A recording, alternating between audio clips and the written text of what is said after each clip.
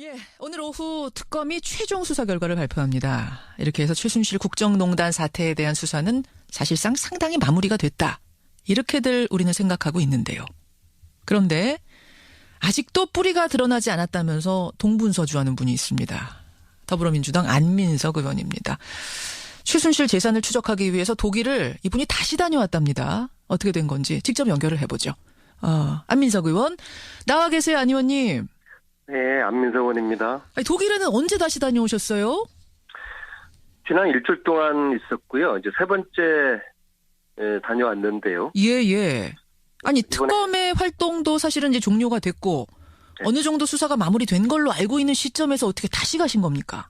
특검 종료됐지만, 예. 이것은 이제 최순실 국정농단 시즌 1 끝난 거고요.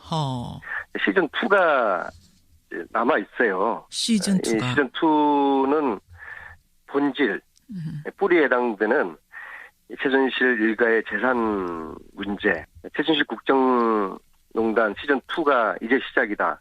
그런 생각을 저는 하는 거죠. 지금까지 특검에서는 이 부분을 거의 들어가지 못했죠. 시간 또 인력의 문제. 예. 특히 이게 독일을 주로 거점으로 삼았기 때문에. 그렇죠. 참 아쉬운 거는 그래도 독일을 한 번은 다녀왔어야 되는데. 한 번도 안 갔나요? 네. 수사관 한 팀 정도는 보내서 독일 검찰이 진행되고 있는 돈 세탁의 흐름과 성격을 파악을 좀 했어야 되는데 그 예. 부분이 저는 이해가 잘 안 되는 것이죠. 지금까지 발표한 그 특검의 조사 내용을 보면 물론 뭐 독일 한 번도 안 다녀온 건 지금 아쉽다 말씀하셨습니다만 어쨌든 특검에서 파악하기로는 최순실 재산이 200억 정도다. 이렇게 얘기를 하고 있더라고요. 그 발표는 안하니만도 못한 겁니다. 이렇게 이야기를 했어야 되는 거죠. 어떻게요? 시간이 없어서 재산 부분은 밝히지 못했다. 차라리 예. 네, 왜냐하면은 200억의 100배 정도는 될 수 있거든요. 200억에 100배면은 그러면 2조란 말씀이세요? 네, 저는 그 정도는 추정이 되거든요. 좀 앞으로 과제로 남겨둬야 되는데 이걸 덜렁 200억이라고 이야기를 해버리면은 예. 그것은 제가 볼 때는 특검이 저는 다른 거는 정말 100점 만점에 아주 최고 점수를 줄 만큼 열심히 잘 했는데 예.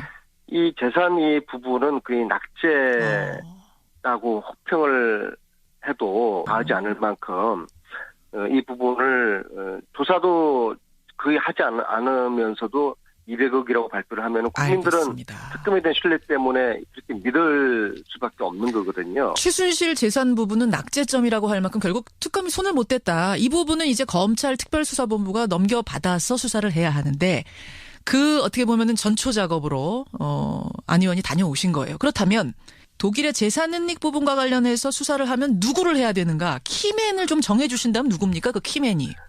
저는 이제 두 사람의 이제 최순실 독일 그 은닉 재산 돈 세탁 관련 과정에서 두 사람의 키맨이 있다고 보는데요. 두 사람? 네. 그 중에 첫 번째 사람이 이제 양혜경이라는 사람입니다. 양혜경이 누구죠? 이분이 삼성 유럽 본부장 출신인데요. 예. 삼성전자. 네, 이건희의 핵심 측근이었고요. 네, 70년대부터 삼성 대리로 유럽에 생활을 시작해서 나이가 한 70 정도 되는 분인데요. 예. 대부라고 보시면 됩니다. 한독 경제 관련해서요. 한국 독일 사이의 경제에 있어서는 대부. 네, 그리고 실제로 한독 경제인 지금 회장을 하고 있고요. 예. 미얀마 그 유재경 대사를 프랑크푸르트 하나은행 본부장을 했던 이상화가 추천을 최순실에게 했던 걸로 알려져 있는데요. 저는 사실 그렇게 보지 않습니다. 이상화의 배후에 바로 양혜경 씨가 있다고 저는 보는 거예요. 그럼 양혜경, 이상화, 유재경 이 사람들은 다 어떻게 연결이 되는 거예요? 같은 이제 고대 인맥이고. 고대 인맥으로. 네, 고대 인맥이고 또 양혜경 씨는 또 고대 인맥 라인 중에서 또 최고 선배. 네, 말 한마디면 다 이제 움직이는. 그래서 제가 이분을 지난번에도 만나기 위해서 집 앞까지 갔고 또 여기저기 사람들 통해서 만나자고 했고. 예. 근데 전혀 답이 없었고요. 그래서 제가 집에까지 갔어요. 예. 집에까지 갔는데 카턴이 다 올려져 있고 피신을 했다는 그런 좀 느낌을 받았고요. 숨는 자, 피하는 자가 범인이다. 저는 이제 그렇게 생각을 하는 거죠. 또 다른 한 분으로 사시성을 가진 한 분이 있는데요. 이분에 대해서도 저는 양혜경의 버금가는 예. 독일 최순실 돈 세탁의 키맨이라고 보는데요. 아하. 이분은 지금 서울에 계시거든요. 예. 이분을 제가 오늘 내일 중으로 한번 만나보려고 합니다. 알겠습니다. 자, 양혜경 씨를 중심에 놓고 쭉 지금 그림을 그려보고 있는데, 근데 오늘 2시에 박영수 특검이 발표를 할 겁니다만, 최순실 씨 공소장, 미리 언론들이 입수한 공소장을 보면 말이죠. 하나은행의 유럽 본부장인 이상화 본부장이 주요하게 적혀 있습니다. 뭐냐면, 이상화 씨를 본부장 자리에 앉히려고 최순실이 박근혜 대통령한테 민원을 넣었고 박근혜 대통령이 안종범 수석한테 지시를 합니다. 안 수석이 하나은행장한테 직접 전화를 걸어서 3번이나 이 이상화란 사람을 유럽 쪽으로 보내라 라고 얘기를 합니다. 근데 하나은행장이 듣질 않아요. 그러자 그 정도 말했으면 알아들어야지 머리가 그렇게 안 돌아가냐라는 폭언까지 하면서 결국은 없는 자리를 만들어서 이상화 씨를 보냈다는 거거든요. 이 공소장에 적혀 있다는 겁니다. 이 부분 좀 확인해 보셨어요? 이상화란 사람 도대체? 네네네. 그분이 바로 직전에 프랑크푸르트 하나은행 지점장을 했는데요. 예. 이분은 최순실이가 2015년 비대가 그리고 더 블루케이를 만드는 과정에서 삼성이 보낸 돈을 돈 세탁을 해준 장본인으로 저는 의심을 하고 있거든요. 아하. 무슨 말씀이냐면은 예. 독일에는 이제 은행 규정에 큰 뭉칫돈이 들어오게 되면은 그 돈에 대한 출처를 요구하는 서류를 받게 돼 있어요. 예. 그 고객한테 예. 이 돈이 어떤 돈이냐, 뭐 할 거냐. 예. 그리고 이제 그 서류가 좀 미심쩍으면은 검찰이나 세무당국에 신고를 하게 돼 있어요. 이 돈이 독일 은행은 그렇다는 거죠? 네, 그렇죠. 예. 그리고 그 신고를 하지 않으면은 그 은행이 또 조사를 받게 돼 있고요. 예. 이것을 책임지고 감독해야 될 사람이 지점장인데 예. 법인장인데 그게 이상화였는데 이상화는 최순실이가 가지고 온 최순실로부터 들어온 이 뭉칫돈을 예. 신고를 하지 않은 거죠. 결국 그런 사람이 하나 필요했고 네. 그래서 그렇게 하나은행장 네. 박근혜 대통령 통해서 안종범 통해서 하나은행장한테 그렇게까지 압력을 넣었던 거군요. 머리가 안 돌아가냐는 얘기까지 해가면서. 그리고 이제 이분이 거기 본부장 임기가 끝났을 때 다시 하나은행에 무리하게 인사를 해서 유럽 본부장을 시켰다는 것은 예. 지속적으로 최순실의 돈 세탁에 대한 조력을 할 위치에 이 사람을 앉히기 위해서 남겨둘 필요가 있었다는 그런 저는 의심을 합니다. 그 이상화 씨를 최순실 씨한테 소개해준 사람도 결국은 양혜경 그 고대 동문 라인이라고 보시는 거고요. 네, 저는 그렇게 보고 있고요. 이분 역시도 피해요. 그래서 못 만나고 있는데요. 항시 그렇습니다. 피하는 자, 숨는 자, 범인이다. 이게 진리인 것 같습니다. 결국은 이제 검찰이 이 사람들 다 불러서 수사를 해야 되는 그 부분이라는 걸 지금 말씀하고 계시는 거예요. 근데 페이스북에도 쓰셨던데 그 네덜란드의 최순실과 연관된 페이퍼 컴퍼니 그걸로 의심되는 투자회사가 있는데 이 투자회사가 박근혜 대통령 재임 동안 한국으로 수천억을 보냈다 이렇게 쓰셨더라고요. 네. 예, 이건 무슨 말씀입니까? 최순실 씨 밑에 그 동생 최순천 씨의 남편이 서아묵이라는 사람인데요. 예. 이 사람이 좀 회사를 운영을 하고 있는데요. 중소기업인데 예. 이 회사로부터 2013년부터 15년까지 2천억이 외국 투자회사로부터 들어와요. 그 회사 이름이 퍼펙트 인베스트먼트라는 회사인데요. 예. 이 회사가 네덜란드에 있어요. 아니 그 중소기업 최순천 씨가 운영하는 중소기업이 투자할 만한 가치가 있어서 투자했을 수도 있지 않습니까? 그래서 이제 이 퍼펙트 인베스트먼트 네덜란드에 있는 이 회사가 진짜 회사인지 어떤 회사인지를 알아보기 위해서 네덜란드로 이제 이번에 간 거거든요. 예. 그랬더니요. 거의 독일 아주 그 네덜란드 그 아주 들판에 그냥 집 한 채 있는데요. 2천억을 보낸 회사가 네덜란드 들판에 집 한 채가 있어요? 그래서 이제 갔더니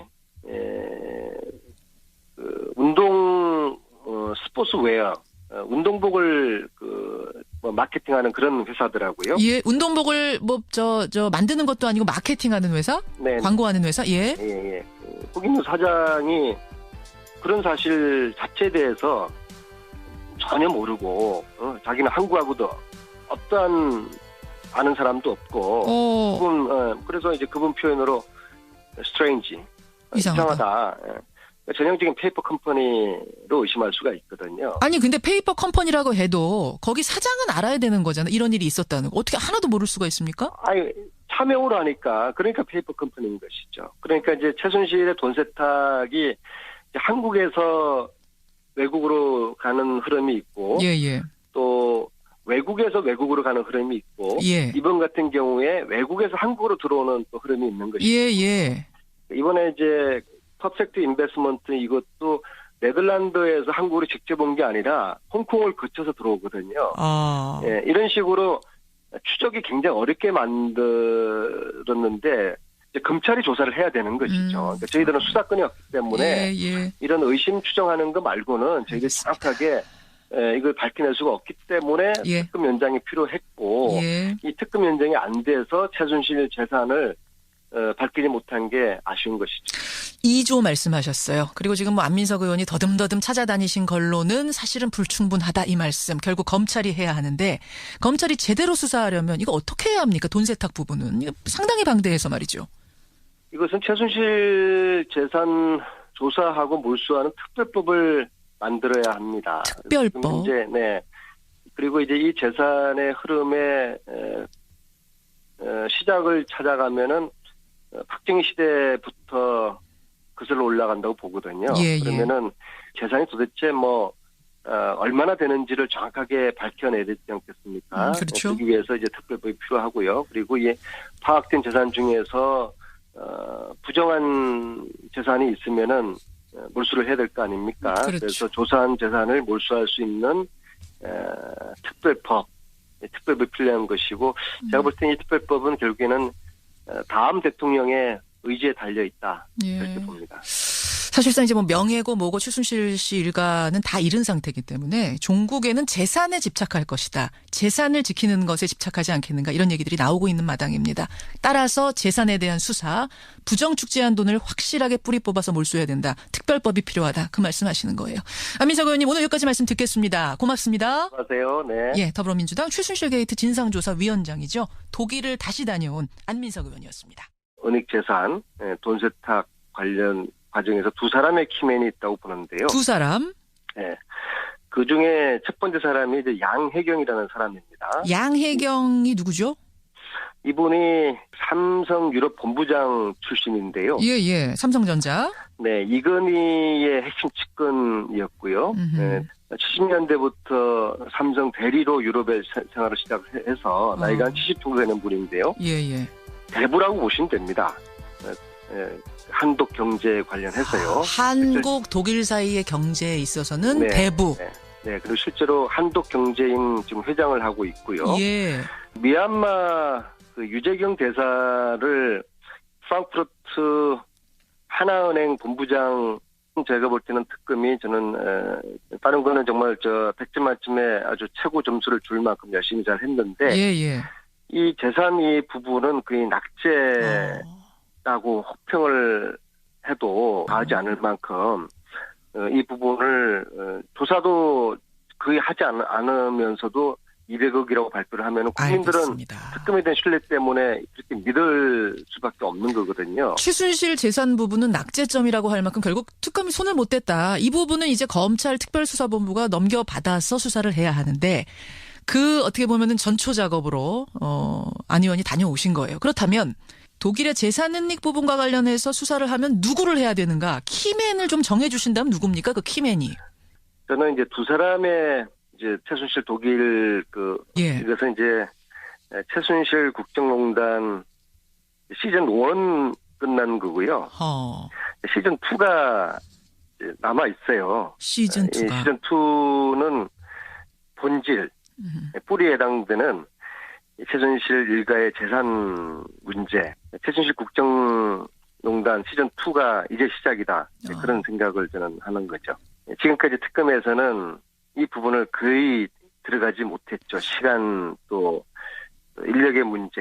예. 특히 이게 독일을 주로 그점으로 삼았기 때문에. 그렇죠. 참 아쉬운 거는 그래도 독일을 한 번은 다녀왔어야 되는데. 한 번도 안 갔나요? 네. 수사관 한 팀 정도는 보내서 독일 검찰이 진행되고 있는 돈세.